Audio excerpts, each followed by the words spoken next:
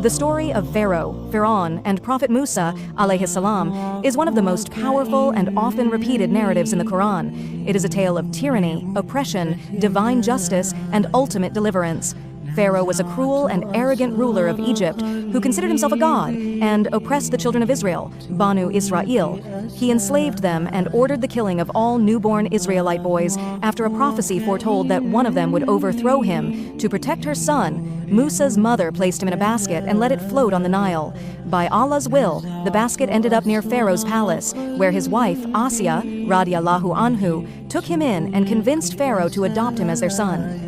Musa, alayhi salam, grew up in the palace but was unaware of his divine mission. As a young man, Musa, alayhi salam, accidentally killed an Egyptian who was oppressing an Israelite.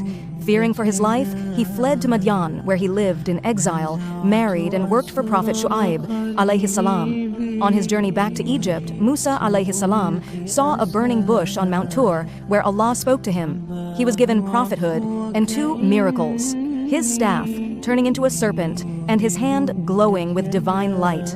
Allah commanded him to confront Pharaoh and demand the release of the Israelites. Musa, alayhi salam, along with his brother Harun, alayhi salam, went to Pharaoh and called him to worship Allah alone and free the Israelites.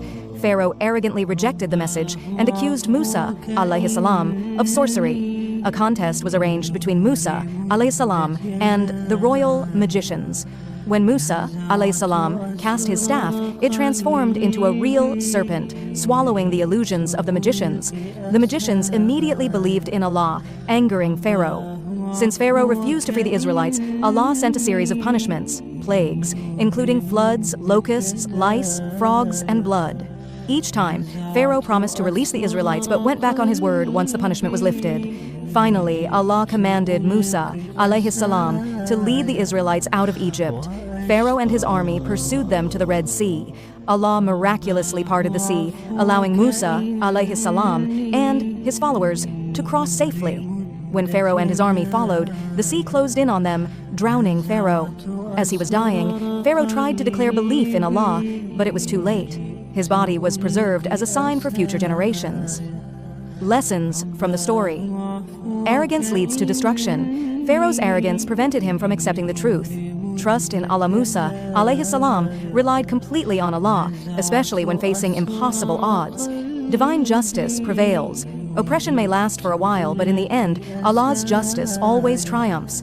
The story of Musa, alayhi salam, and Pharaoh is a powerful reminder of faith, patience, and Allah's ultimate control over all affairs.